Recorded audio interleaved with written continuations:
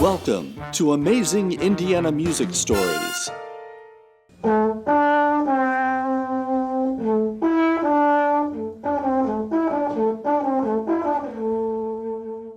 I had Sam Sanders' telephone number, so it just so happened that this is honest God true.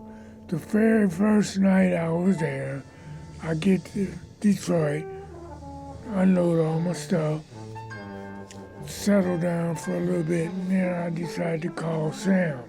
So I called Sam, and Sam was at a rehearsal. So he said, oh yeah, you the trombone player I met? You up here now? You done moved up here? I said, yeah. We rehearsing right now, man. Why don't you come over? So he gave me the address, and I went to this rehearsal, and I met another trombone player by the name of Patrick Lanier, who was standing outside of the rehearsal with his hand in the carry-on case, and he had a fear of going in the rehearsal because there were dogs. He said there were dogs in there, and he was scared of dogs. Here we are, 3-4-month-old puppies.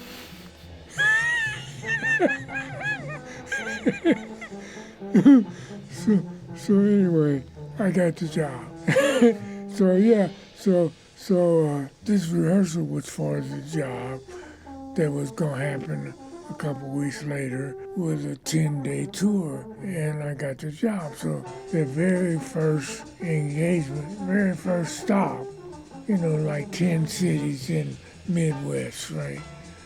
Include St. Louis and Kansas City and Indianapolis. So the very first stop was Indianapolis, Indiana.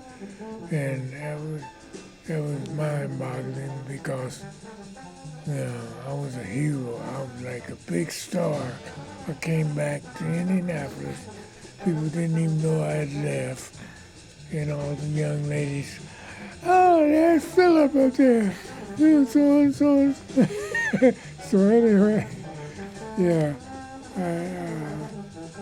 I was going on tour with the Temptations. I was going with Gladys, Last Night in the Pits, Smokey Robinson and the Miracles, Martha and the Vandellas, and the Four Tops. And did I mention the Temptations? Yeah. So anyway, so I got this gig with Stevie toward the end of the tour. The way the band was set up, I was right next to the keyboard. So Stevie was hearing me. I noticed he was, he put his head over like that to hear me a little more. And so a few days before the tour ended, I'm getting on the bus. Some people said Stevie could see, and I don't know. It might have been true, because I'm wondering how he knew it was me getting on the bus. So I'm getting on the bus, and I guess I'm talking to somebody. I'm getting on the bus, and he didn't know my name, so he said, hey, trombone man, hey, when the tour ends, make sure you give your number to my manager.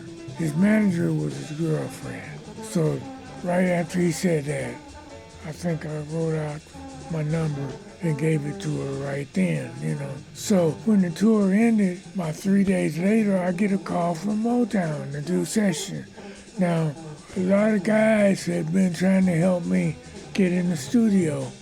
Not no luck. But then when Stevie gave them my referral, almost immediately I got hired. Those sessions were back then, they bring in some music.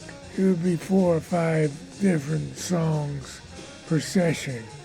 And some of the music didn't even have names on it, but it didn't have any particular artist even in mind.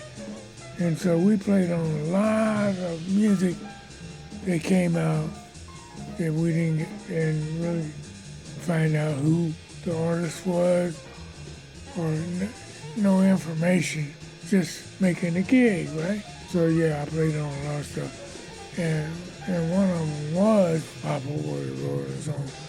That was the only one that I still get. Occasionally, I still get a check.